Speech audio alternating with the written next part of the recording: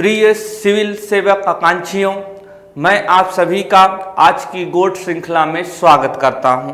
आइए आज के विषयों पर हम लोग गौर फरमाते हैं और अपनी परीक्षा की तैयारी को और मजबूत बनाते हैं। तो आज जो सबसे पहला हम लोग का विषय है, ये आप देख रहे होंगे, ये छत्तीसगढ़ के मुख्यमंत्री भूपेश बघेल जी हैं और इन्होंने राजीव गांधी किसान न्याय योजना वर्ष 2021-22 की द्वितीय किस्त का भुगतान किया। कब किया? तो 20 अगस्त 2022 को, यानी राजीव गांधी की जन्म तिथि, राजीव गांधी की जयंती सद्भावना दिवस को। तो इन्होंने द्वितीय किस्त जारी किया है। कब का जारी किया है? तो खरीफ वर्ष 2021 का द्वितीय किस्त इन्होंने जारी किया। जो पहली किस्त थी इन्होंने जारी किया था 21 मई 2022 को। यह तिथि राजीव गांधी की पुण्य तिथि होती है। इस तिथि को शहादत दिवस कहा जाता है। तो इस दौरान पहली किस्त थी और 20 अगस्त यानी सद्भावना दिवस को दूसरी किस्त थी। यहाँ पर एक लाइन और लिखा हुआ है, सबसे ज़्यादा जो वर्मी कंपोस्ट का उत्पादन करेंगे वे महिला स्वयं सहायता समूह। आप जानते हैं कि गोधन न्याय योजना के तहत जो गौठान को संचालित करने वाली महिला स्वयं सहायता समूह पशुपालकों से, भूमिहीन कृषकों से गोबर का क्रय करती हैं और उस गोबर से वर्मी कंपोस्ट बनाने का कार्य करती हैं। तो वे महिला स्वयं सहायता समूह जो सबसे अधिक वर्मी कंपोस्ट का उत्पादन करेंगी उनको राज्य उत्सव के दिन सम्मानित किया जाएगा। इसकी भी घोषणा मुख्यमंत्री साहब ने की हुई है। तो ये आप देख रहे हैं, तो जो खरीफ वर्ष 2021 है उसके तहत जो पंजीकृत किसान हैं उनकी संख्या 26,21,352 है। और जो पहली किस्त जारी की गई थी 21 मई को जारी की गई थी, राजीव गांधी की पुण्यतिथि थी, कितनी जारी की गई थी? तो 1720.11 करोड़। और जो दूसरी किस्त है आदान राशि की, इनपुट कॉस्ट की वह जारी की गई थी। आप देख रहे होंगे तो 20 अगस्त को, कुछ ही दिन पूर्व। और कितना जारी किया गया? तो 1745 करोड़। तो यह राशि किस योजना के तहत जारी की गई है? तो राजीव गांधी किसान न्याय योजना के तहत जारी की गई है। तो आइए थोड़ा सा राजीव गांधी किसान न्याय योजना को देख रहे हैं। तो साथियों, यह किसान है और इस किसान को कृषि कार्य करने हेतु इसको इनपुट कॉस्ट की जरूरत पड़ती है, आदान राशि की जरूरत पड़ती है या आदान लागत की जरूरत पड़ती है। तो आदान लागत की क्यों जरूरत पड़ती है? क्योंकि इसको बीज का, उर्वरक का, शाकनाशी का, कीटनाशक का, इसको मजदूरी भी देना पड़ता है जो इसकी खेतों पर काम करते हैं। इसको सिंचाई के लिए बिजली बिल या फिर इसको पानी का पैसा देना पड़ता है। और इसको यंत्रों, ट्रैक्टर हो गया, कटाई की मशीन हो गए, अन्य गतिविधियों के लिए इसको पैसे की ज़रूरत पड़ती है। और जो हमारे छत्तीसगढ़ के जो किसान हैं, 82% जो किसान हैं, आप जानते हैं कि लघु एवं सीमांत किसान हैं, यानी कि उनकी आर्थिक स्थिति इतनी अच्छी नहीं होती कि वो इन सभी चीज़ों के लिए पैसे का व्यवस्था कर सके। तो ऐसे में सरकार इन जो लघु एवं सीमांत किसान हैं, और आप ये भी जानते हैं कि छत्तीसगढ़ की 80% जो जनसंख्या है कृषि पर जीवन यापन करती है और इनमें से भी 82% जो किसान हैं वो लघु एवं सीमांत किसान हैं। तो सीमांत का मतलब होता है 0 से 1 हेक्टेयर तक की ज़मीन वाले किसान को सीमांत किसान कहते हैं, और 1 से 2 हेक्टेयर वाले जो किसान हैं उनको लघु किसान कहा जाता है। तो इन किसानों को कुछ पैसा पहले से इनके पास हो ताकि वो उर्वरक, बीज, कीटनाशक, शाकनाशक, मजदूरी, सिंचाई यंत्रों के लिए पैसे हों, तो उसी के लिए यह योजना चलाई जा रही है। जमीन पर तो इस योजना का प्रयोग बोनस राशि देने के लिए किया जाता है, लेकिन सरकार कागजों में यही उद्देश्य बताती है कि जो किसान होते हैं उनको पैसे की जरूरत पड़ती है, बीज के लिए, उर्वरक के लिए, शाकनाशी के लिए, कीटनाशक के लिए, तो उसी पैसे को हम लोग उनको प्रदान कर रहे हैं। अगर वो सरकार पैसे प्रदान नहीं करती है तो उनके दो स्रोत होते हैं, या तो साहूकार या तो हो जाता है पैक्स से। पैक्स का मतलब है प्राथमिक कृषि साख समिति, प्राइमरी एग्रीकल्चरल कोऑपरेटिव सोसाइटी, जो गांवों में होता है। तो इन दो जगहों से ऋण लेते हैं, और जब वो ऋण लेते हैं तो साहूकार जब ऋण देते हैं तो उसकी तो ब्याज की दर बहुत ज़्यादा रहती है, और अगर यहाँ से भी ऋण लेते हैं तो जितना आय का आकलन वो कर लगाते हैं उतनी आय उनको मिल नहीं पाती है, और वो ऋण चक्र में फंस जाते हैं। तो यह योजना किसानों को ऋण चक्र से निकालने के लिए भी है। तो इस योजना का कारण आप जान गए हैं। इस योजना का जो उद्देश्य है किसानों को इन जरूरतों के लिए आदान राशि प्रदान करना, आदान राशि प्रदान करना, यानी कि इनपुट कॉस्ट उनको प्रदान करना सरकार करती है। और सरकार यह क्यों करती है? क्योंकि फसल आच्छादन क्षेत्र में बढ़ोतरी हो, फसल आच्छादन क्षेत्र में बढ़ोतरी हो, उत्पादन में बढ़ोतरी हो, और उत्पादकता में बढ़ोतरी हो, फसल निवेश में बढ़ोतरी हो, फसल निवेश में बढ़ोतरी हो, किसानों की आय में बढ़ोतरी हो। तो इन सब को बढ़ावा देने के लिए कि सरकार राजीव गांधी किसान न्याय योजना के तहत आदान राशि प्रदान करती है। तो यह उद्देश्य हो गया और यह कारण हो गया।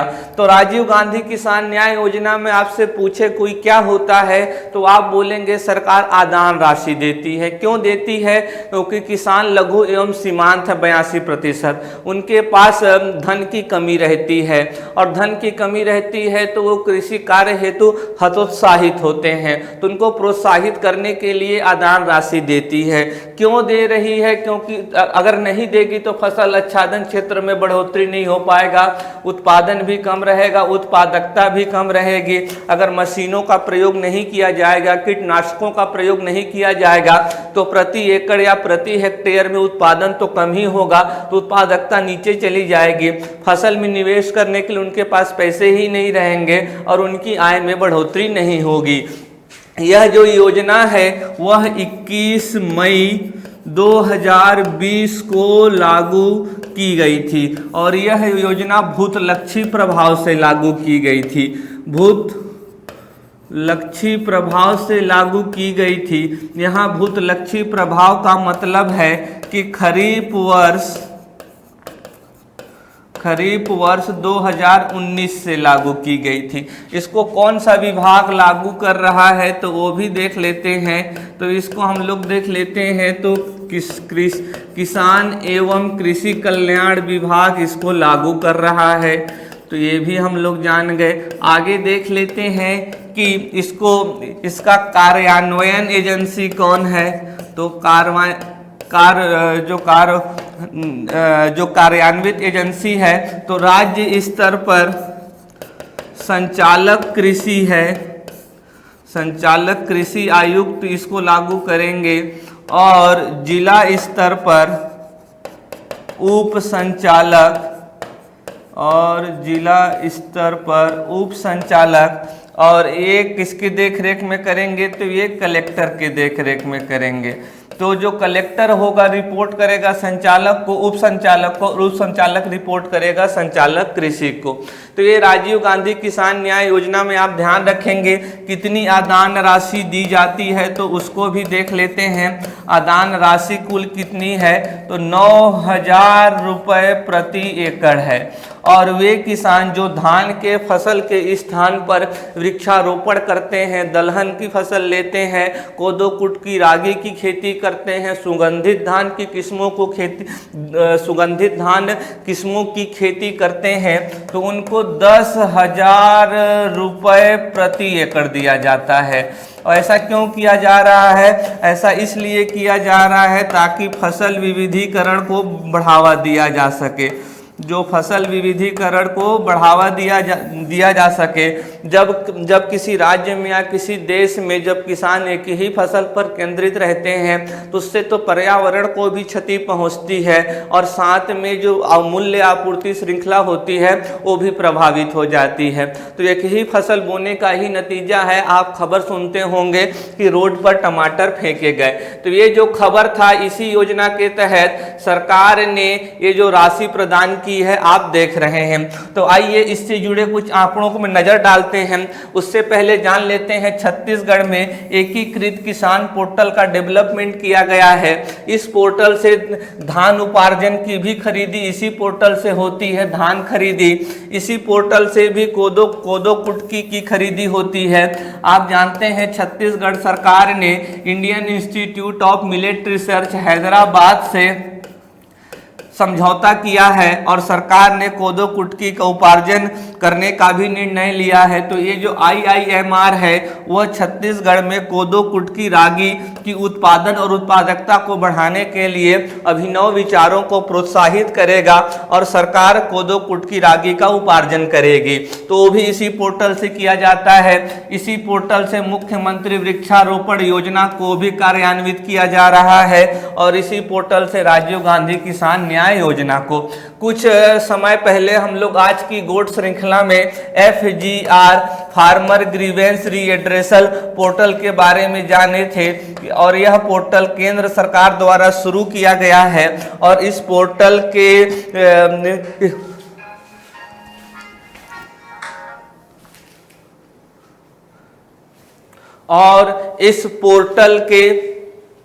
इस पोर्टल के संचालन के लिए पायलट प्रोजेक्ट के रूप में जिस राज्य का चुनाव किया गया है वो छत्तीसगढ़ है।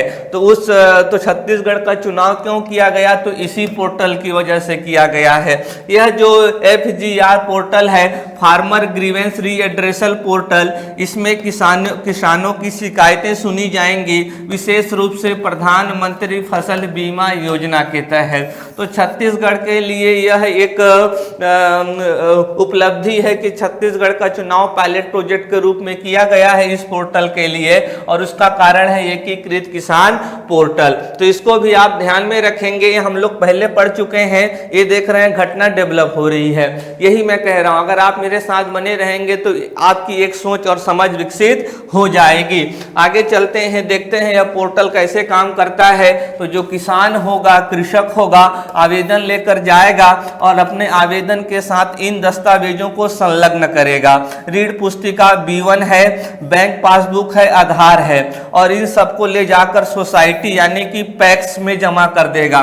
पांडुरंगा, अगर आप लोग सिविल सेवक बनना चाहते हैं और अगर आप लोग पैक्स को नहीं समझेंगे, पैक्स यानी कि प्राइमरी एग्रीकल्चरल कोऑपरेटिव सोसाइटी, प्राथमिक कृषि साख समितियां, अभी जो किसान होते हैं उनकी बैंकों तक पहुंच नहीं होती है।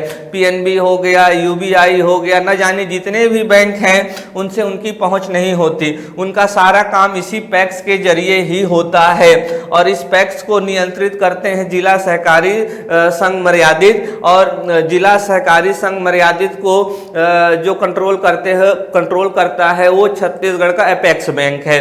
तो ये जो पैक्स है, पैक्स के तहत ही जो किसान है उनको पंजीयन करना रहता है। ये पंजीयन करते वक्त व्यक्तिगत जानकारी को और भूमि सत्यापन को, फसल विवरणों को, तीनों को मिलाएगा और इसको भूइयां पोर्टल से सत्यापित कर देगा। इतना हो जाने के बाद सारी सूचना एकीकृत पोर्टल में आ जाएगी। ये देख रहे हैं, तो किसानों की सारी सूचना एकीकृत पोर्टल में आ जाएगी। फिर जो भी विभाग चाहे इसको उपयोग कर सकता है। आगे बढ़ते हैं और अभी देखते हैं राजीव गांधी किसान न्याय योजना का क्या प्रभाव पड़ा है। तो वह यहाँ से लागू किया गया है। खरीफ वर्ष 2019 से लागू किया गया है। तो यहाँ आप देख रहे होंगे यह जो कॉलम आप देख रहे हैं, यह जो खरीफ विपणन वर्ष को दर्शाता है, यह धान खरीदी को, यह पंजीकृत किसान को पंजीकृत धान का रकबा है और धान बेचने वाले किसानों को और कितना राशि दिया गया है उतना। तो राजीव गांधी किसान न्याय योजना में आप देखेंगे तो लगातार जो धान खरीदी है बढ़ा है, 83 से 92 हो गया और 92 से 98 लाख मीट्रिक टन हो गया। पंजीकृत किसानों की संख्या 19 लाख से 21 लाख और 21 लाख से 24 लाख हो गई। ये आंकड़े आपके लिए महत्वपूर्ण है। पंजीकृत धान का रकबा भी बढ़ा है 26 से 27, 27 से 3। हालांकि यह चिंता का विषय है, लेकिन इस अंधेरे में भी एक दिया की लौ दिख रही है। वह यह है कि इस साल 5 लाख हेक्टेयर धान के रकबे में कमी आई है और इस जो क्षेत्र कमी आई है धान के, इस क्षेत्र में दलहन तिलहन या फिर अन्य फसलों को बोया ही जाएगा। तो ये जो देख रहे हैं किसका कमाल है, तो राजीव गांधी किसान न्याय योजना का दूसरा घटक जो यह कहता है कि अगर धान के बदले आप अन्य फसल लेते हैं तो आपको 1000 ज्यादा दिया जाएगा, यानी कि 9000 के बदले 10,000 रुपए प्रति एकड़ प्रदान किया जाएगा।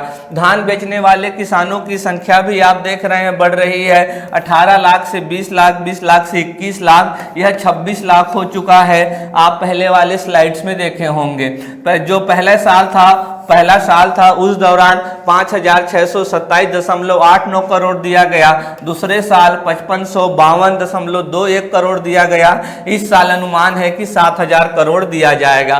तो ये आंकड़े आपके विश्लेषण में सहायता करेंगे और कृषि से संबंधित अवधारणा को मजबूत करेंगे। आगे चलते हैं। दूसरा है यहाँ पर गोधन न्याय योजना के तहत सरकार ने जो पशुपालक हैं जो गोबर का विक्रय करते हैं गौठान के महिला स्वयं सहायता समूह को, तो सरकार ने गोबर बेचने वालों को भी और गोबर खरीदने वालों को भी कुछ राशि डीबीटी के माध्यम से प्रदान किया है। और राजीव गांधी न्याय योजना में पैसा कैसे दिया जाएगा, आदान राशि कैसे दी जाएगी, तो डीबीटी के माध्यम से इंफॉर्मेशन एंड कम्युनिकेशन टेक्नोलॉजी का प्रयोग करते हुए डायरेक्ट बेनिफिट ट्रांसफर यानी डीबीटी के तहत दिया जाता है।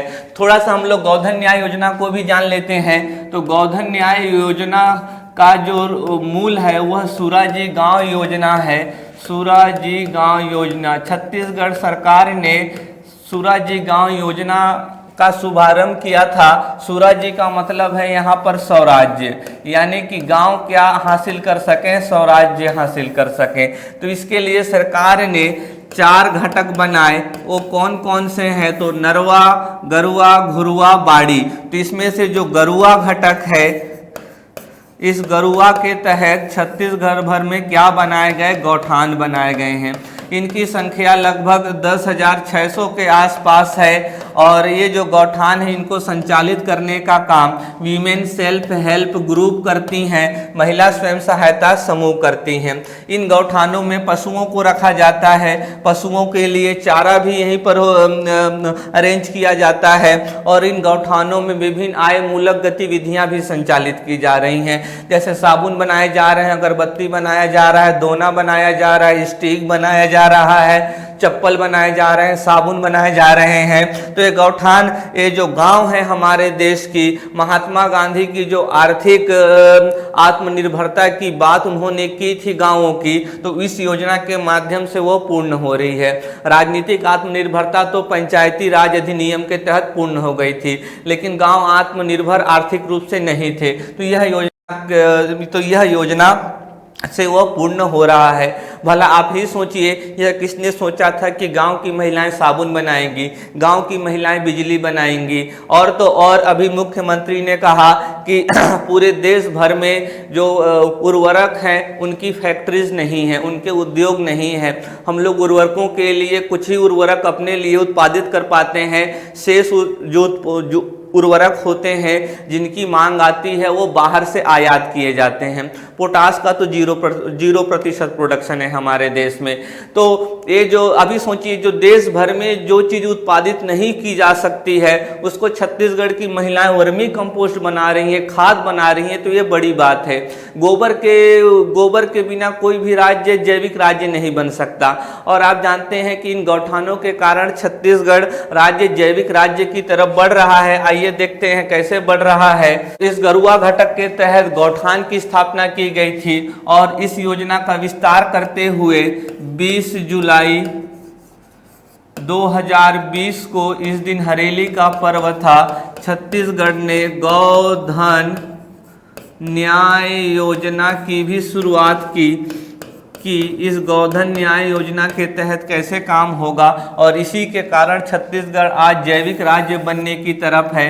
यहाँ ये जो गौठान है इसका संचालन महिला स्वयं सहायता समूह करती हैं, वीमेन सेल्फ हेल्प ग्रुप करती हैं, जो पशुपालक हैं, जो कृषक हैं और भूमिहीन कृषक हैं, ये अपना गोबर बेच देते हैं इनको 2 रुपये प्रति किलो में। और ये जो महिला स्वयं सहायता समूह होती हैं इस गोबर से वर्मी कंपोस्ट का निर्माण करती हैं और इस वर्मी कंपोस्ट को विक्रय कर देती हैं 10 रुपये प्रति किलो के हिसाब से। किसको? तो पैक्स को। पैक्स देखिए फिर से आ गया, तो PACS primary agricultural cooperative society, और इस पैक्स से किसान जाके फिर से इस खाद को ले लेते हैं, तो ये देखिए पूरा आप गांव में ही पूरा एक साइकिल बन गया। और आप जानते हैं कि इस वर्ष 28 जुलाई 2022 को जब हरेली का पर्व था, उस दिन सरकार ने इस गोधन न्याय योजना का विस्तार करते हुए गौमूत्र की भी खरीदी शुरू की है। ये गौमूत्र को भी कौन खरीदेगा? तो वीमेन सेल्फ हेल्प ग्रुप ही खरीदेगा। कौन इसको बेचेगा? तो यही पशुपालक और कृषक। इस गौमूत्र से वो क्या बनाएंगे? तो कीटनाशक बनाएंगे, जीवामृत बनाएंगे, ब्रह्मास्त्र बनाएंगे, नीमास्त्र बनाएंगे और फिर उनको पैक्स के माध्यम से किसानों को बेच दिया जाएगा। तो साथियों ये बहुत ही अच्छी योजना है। इसमें मृदा संरक्षण, पर्यावरण संरक्षण, ग्रामीण अर्थव्यवस्था की मजबूती के साथ साथ इसमें किसानों की आय की भी बढ़ोतरी की व्यवस्था की गई है। अगर ये सही से लागू हो जाता है तो यह अध्ययन का विषय बनेगा। आगे चलते हैं हम लोग, और ये आप देख रहे हैं बहुत ही जरूरी है कि ये जो गाय है, इस गाय को लंपी स्किन डिजीज हो गया है। ये जो मैं गोला गोला बना रहा हूँ इसी को लंपी कहा जाता है। लंपी का मतलब होता है गांठ। तो ये जो गांठदार त्वचा रोग हुई है, यह छत्तीसगढ़ में भी इस रोग का प्रसार हो चुका है और पूरे भारत भर में। ये जो गांठदार त्वचा रोग है, आइए इसके बारे में हम लोग जानते हैं। तो किसी रोग को जानने के लिए हमें उसका कारण जानना पड़ता है कि उस रोग का कारण क्या है, यानी कि रोग जनक, फिर रोग वाहक, फिर उसका संचरण, फिर उसका लक्षण, फिर उसका इलाज और फिर उसका इतिहास। तो आइए देखते हैं। अभी ये धमतरी की खबर है कि धमतरी में टीकाकरण किया जा रहा है। इससे पहले महासमुंद की खबर थी कि वहाँ पर लंपी स्किन डिजीज से संक्रमित पशुओं को पृथक रूप से रखा गया है। तो आइए हम लोग लंपी स्किन डिजीज या गांठदार त्वचा रोग के बारे में जानते हैं। तो इसका रोग जनक कौन होता है? तो LSD वायरस। ये देख रहे होंगे LSD वायरस। तो इसका हो जाएगा गांठदार त्वचा वायरस और अंग्रेजी में लंपी स्किन डिजीज वायरस। यह कौन से जीनस का है? तो कैप्रीपॉक्स वायरस का है।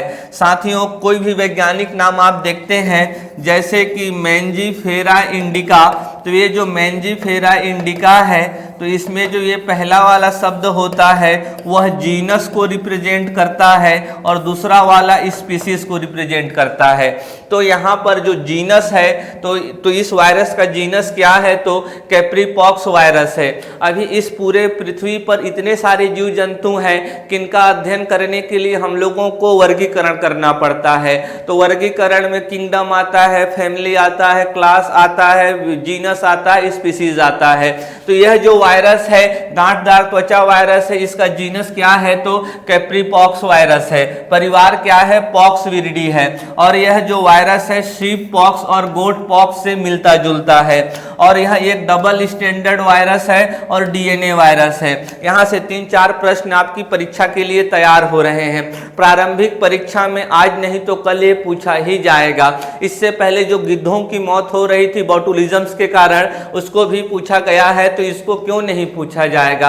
आप क्यों नहीं समझते हैं? इसको आपको अच्छे से तैयार कर लेना चाहिए। परीक्षा में आएगा तब वहां आप चिंता करने के अलावा कुछ नहीं कर पाएंगे। तो यहाँ से प्रश्न कैसे बनेगा कि यह डबल स्टैंडर्ड वायरस है कि सिंगल स्टैंडर्ड? डबल स्टैंडर्ड है। आरएनए है कि डीएनए है? डीएनए है। इसका जीनस क्या है? कैप्रीपॉक्स है। या फिर जो लंपी त्वचा रोग होता है किस वायरस के कारण होता है तो गांठदार त्वचा वायरस के कारण होता है। परिवार क्या है? पॉक्सीविरिडी है। किससे संबंधित है तो शीप पॉक्स से और गॉट पॉक्स से। आगे बढ़ते हैं तो ये आप देख रहे हैं, इसके होस्ट को जानना पड़ेगा। तो आप जानते हैं जो वायरस होते हैं विदाउट होस्ट वो सर्वाइव नहीं कर पाते हैं। जैसे कोविड-19 जो वायरस है, अगर उसको कोई होस्ट नहीं मिलेगा तो कुछ दिन वो वायुमंडल में घूमेगा, तत्पश्चात वह मृत अवस्था को प्राप्त कर लेगा।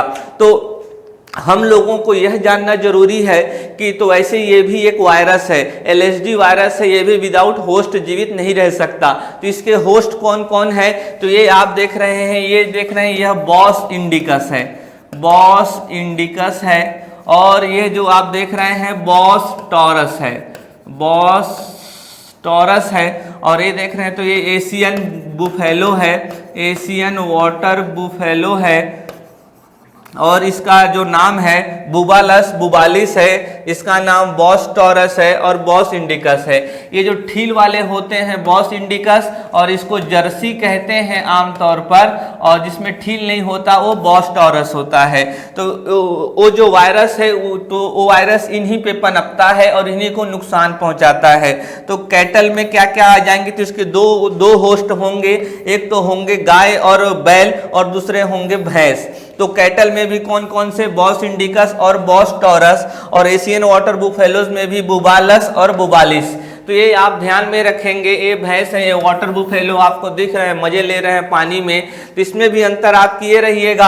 आगे चलते हैं तो ये अभी अब सवाल यह है, प्रश्न यह है कि इनमें इस वायरस को लाता कौन है? ये जो बैल में और ये जो जर्सी गाय में और इस भैंस में इस वायरस को लाया कौन? ये तो होस्ट हो गए जो उसको पाल पोस रहे हैं, और इन्हीं पर वह पाल पोस तो रहे हैं, लेकिन उस वायरस को देखिए कितना ही वह उदंड प्रकृति का वायरस जो होते हैं, इसको पालते पोसते हैं लेकिन इसी के शरीर को नुकसान पहुंचाते हैं। साथियों, परजीवी की प्रकृति ही ऐसी होती है, लेते तो बहुत कुछ है, देते कोई नहीं, देता कुछ नहीं है। जैसे कि जूं हमारे शरीर में हमारे पोषक को लेता है, हम लोग उसको घर भी देते हैं लेकिन बदले में हमको कुछ नहीं देता है। तो वैसे ही जब वायरस किसी बॉडी में प्रवेश कर जाता है किसी होस्ट में, तो अपने नंबर्स इतनी ज्यादा संख्या में बढ़ा देता है कि पूरे शरीर को वो खा जाता है। तो आगे चलते हैं और यह जानने का प्रयास करते हैं कि वायरस इनमें आया कैसे। तो यह वायरस इसमें आता कैसे है, तो ये हम लोग आगे बढ़ते हैं। तो इसमें आता हूं, इससे पहले ये वाली स्लाइड देखते हैं। तो ये मच्छर देख रहे हैं, और यह मक्की है, बीटिंग फ्लाइज है, और ये आप देख रहे हैं कुलिक्वाइड्स है, और ये आप देख रहे होंगे तो टिक्स है। यही इस वायरस के वेक्टर्स हैं, यानी कि जो वायरस होता है कैसे फैलता है, तो इन्हीं 4 चीजों के जरिए फैलता है। जब ये 4 चीजें किसी बैल को या भैंस को या गाय को काट देती हैं तो उनमें यह वायरस चला जाता है। तो यह एलएसडी वायरस है, ये आप देख रहे हैं 3 वायरस है। यह वायरस इस बीटिंग फ्लाइज में है, इसको तो नुकसान नहीं पहुंचाता। मॉस्किटो में है, कौन से मॉस्किटो में? कुलेक्स में और एडिस में, एनाफ्लीज में नहीं। एनाफ्लीज में तो प्लाज्मोडियम रहता है। जैसे प्लाज्मोडियम एक परजीवी है तो वह मलेरिया का रोग का कारण है, मच्छर नहीं होता। आम लोग क्या समझते हैं कि मच्छर रोग का कारण है मलेरिया का, ऐसा नहीं है। मच्छर केवल वेक्टर है। जैसे इसमें वेक्टर क्या है तो बीटिंग फ्लाइज है, मक्खी है, मॉस्किटो है, टिक्स है। तो ये अभी अगर इन बैलों को काट देगा और इसको काट दिया, ये भी काट दिया, ये भी काट दिया, तो ये देख रहे हैं ये वायरस इसमें इस बैल में आ गया और इस जो वाटर बुफेलो है भैंस में आ गया। तो यही आपको जानना चाहिए कि इसमें वेक्टर कौन कौन से हैं। तो आर्थ्रोपोडॉज इसके वेक्टर होते हैं। आर्थ्रोपोडॉज में क्या आते हैं, मच्छर आता है, बीटिंग फ्लाइज आता है, कुलिक्वाइड्स आता है और ब्लड सकिंग टिक्स आता है। और अगर कोई अभी मानिए कि यह जो गाय है यह संक्रमित था और इस संक्रमित गाय के संपर्क में यह वाला गाय आता है तो यह भी संक्रमित हो जाएगा। अभी यह गाय कोई भूसा खा रही है और इस गाय ने भूसा खा लिया और इस भूसे को फिर आकर यह गाय खाती है तो यह भी गाय संक्रमित हो जाएगी। ये वही चीज यहाँ पर लिखा हुआ है। दुर्लभ संचरण भी होता है संक्रमित के संपर्क से, संक्रमित खाने एवं जल के सेवन से भी यह फैलता है। आगे बढ़ते हैं और इसके लक्षण को जान लेते हैं। तो ये देख रहे हैं कैसे लाल लाल चकत्ते बन गए हैं। तो इसमें त्वचा पर गांठदार चकत्ते या धब्बे हो जाते हैं, यही सबसे बड़ा इसका लक्षण है। इसी से पता चलता है कि लंपी स्किन डिजीज वायरस इसमें आ चुका है। बुखार आ जाता है, निष्क्रियता गतिविधि कम हो जाती है। निष्क्रियता यानी कि अलाल, पांडुरंगा आप लोगों की तरह अलाल हो जाता है। ये बैल भी, आमतौर पर बैल अलाल नहीं होते, उनको अपने भोजन के लिए कड़ा संघर्ष करना पड़ता है। हमारे जैसा उनका जीवन आसान नहीं होता। अवसाद यानी कि डिप्रेशन में आने लगते हैं। दुबलापन, उनकी हड्डी दिखाई देने लगती है। अश्रु स्त्राव यानी कि आंख से आंसू निकलने लगते हैं। क्या करे, दर्द होता होगा ना, तो आंसू क्यों नहीं निकलेगा। आगे देख लेते हैं, नाक से स्त्राव होने लगता है, शेवड़ा बहने लगता है। ऐसे करते रहते हैं हम लोग भी ठंडी के दिनों में, तो ऐसे ही इनका भी शेवड़ा बाहर आने लगता है। आगे देख लेते हैं, क्षुधा अभाव। क्षुधा अभाव के एनरोक्सिया कहते हैं। एनरोक्सिया क्या है, जब कोई जंतु इस डर से कोई चीज नहीं खाता कि मैं मोटा हो जाऊंगा, तो उसको क्षुधा अभाव कहते हैं। आगे देखते हैं, सबसे जरूरी दूध उत्पादकता में कमी आ जाती है और इससे जो दुग्ध उत्पादक होते हैं, पशुपालक होते हैं, उनको गंभीर आर्थिक क्षति होती है। तो ये जो महासमुंद के लोग के जो पशुपालक हैं, दुग्ध उत्पादक हैं या धमतरिक, उनको अभी क्षति होने वाली है। तो इसीलिए जो पशु अभी संक्रमित हो गए उनको पृथक रूप से रखा जाता है। अभी किसी जो पशु में अगर कैसे पता चलेगा वायरस है या नहीं है, तो उसके सैंपल को, अभी उसके सैंपल को, कौन से सैंपल को, जो त्वचा में ये गांठदार बना है, तो यहाँ के मल को एक डिब्बे में भरकर या फिर जिस भी जो इक्विपमेंट आता है, तो इस वायरस को कहाँ भेज दिया जाएगा, तो भोपाल। तो ISR का जो national institute of high security animal disease है, वहां इसको भेज दिया जाता है। यह कहाँ है, तो भोपाल में है। तो जैसे मानव में जो वायरस होता है, इसका चेक कहाँ होता है, national institute of virology Pune.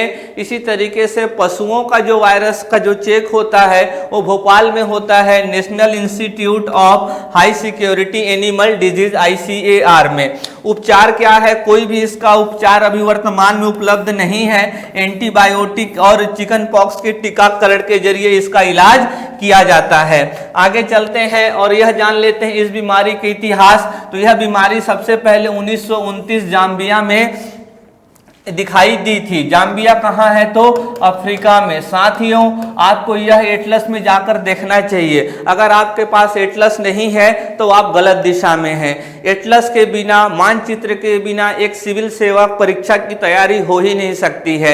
ये बिल्कुल वैसा ही है जैसा आप युद्ध में जा रहे हैं लेकिन आपके पास हथियार नहीं है, तो आपको भागना ही पड़ेगा। तो एटलस में जाके आपको जरूर देखना चाहिए। और यह भारत में कब आया, क्योंकि यह बीमारी भारत में ज्यादा पुरानी नहीं है, 3 साल ही पुरानी है। यह बीमारी भारत में अगस्त 2019 में आया।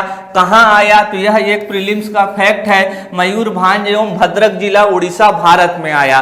तो यहां से भी एक प्रश्न है, प्रश्न तो कई है लेकिन ध्यान दीजिएगा, इसका पहला संसूचन भारत में कहां हुआ, तो उड़ीसा में हुआ। उड़ीसा में भी कहां हुआ, मयूरभंज और भद्रक में। इसको भी आपको एटलस में देखना चाहिए यह कहां है। और भारत में कब आया, तो वर्ष 2019 में आया है। आगे चलते हैं हम लोग और ये देख लेते हैं, ये आप जो देख रहे हैं यह क्या है, तो सबरी एम्पोरियम है। सबरी एम्पोरियम, एम्पोरियम को इंग्लिश में लिख दे रहा हूं। एम्पोरियम का मतलब होता है विक्रय भंडार, विक्रय भंडार। तो इसको थोड़ा समझ लेते हैं तुरंत, फिर हम लोग का इजी हो जाएगा। तो जो छत्तीसगढ़ हस्तशिल्प विकास बोर्ड जो है, उसने देश भर में सबरी एम्पोरियम खोल रखा है, देश भर में खुल रहे हैं। छत्तीसगढ़ में कई जगहों पर खुल गए हैं। सबसे अधिक विक्रय करने वाला पंडरी रायपुर वाला है।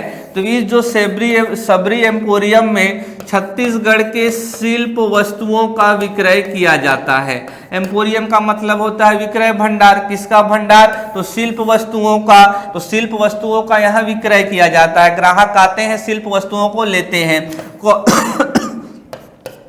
कौन कौन से शिल्प वस्तु, बेल मेटल हो गया, ढोकरा शिल्प हो गया, बांस शिल्प हो गया, मृदा शिल्प हो गया, यहाँ पर कोसा साड़ी हो गई और इत्यादि अन्य वस्तुओं का यहाँ विक्रय किया जाता है। और इसको खोला किसने है, तो छत्तीसगढ़ हस्तशिल्प विकास बोर्ड ने खोला हुआ है। छत्तीसगढ़ हस्तशिल्प विकास बोर्ड की स्थापना कब हुई थी, तो 2001 में हुई थी। कौन से विभाग के तहत, तो ग्रामीण उद्योग विभाग के तहत इसकी स्थापना की गई थी। और यह जो आपको बहुत सरल नजर आ रहा होगा, लेकिन यह आपके कई समस्याओं का हल है। जो शिल्प वस्तुएं हैं, इनका सीधा संबंध किससे है साथियों, ये जो शिल्प वस्तुएं होती हैं, इनका संबंध सीधे किससे है, तो जनजातियों से है, गरीबों से है, परंपरा से है, संस्कृति से है। तो इस एक गतिविधि के जरिए इतने चीजों का प्रोत्साहन हो रहा है, इतने चीजों का प्रोत्साहन हो रहा है। तो अगर आपसे पूछता है जनजातियों के प्रोत्साहन के लिए क्या किया जा रहा है, शिल्पकारों के प्रोत्साहन के लिए क्या किया जा रहा है, आपके संस्कृति के प्रोत्साहन के लिए क्या किया जा रहा है, तो आप बता सकते हैं कि जो छत्तीसगढ़ हैंडीक्राफ्ट डेवलपमेंट बोर्ड है, छत्तीसगढ़ हैंडीक्राफ्ट डेवलपमेंट बोर्ड, जिसका हिंदी नाम है छत्तीसगढ़ हस्तशिल्प विकास बोर्ड, वो सबरी एम्पोरियम का स्थापना किया है। जो यह विक्रय भंडार है, जो छत्तीसगढ़ के शिल्प वस्तुओं का विक्रय करता है। तो आगे चलते हैं और ये देख लेते हैं। और इसमें देखिए कोकोनट, कुकीज, अचार, तिखुर, शेक, पापड़ और भी सभी चीजों का विक्रय किया जाता है। और एक इसी की तरह होता है हमारा सी मार्ट। तो सी मार्ट में भी आने वाले सेशन में हम लोग चर्चा करेंगे। तो साथियों, आज के लिए बस इतना ही।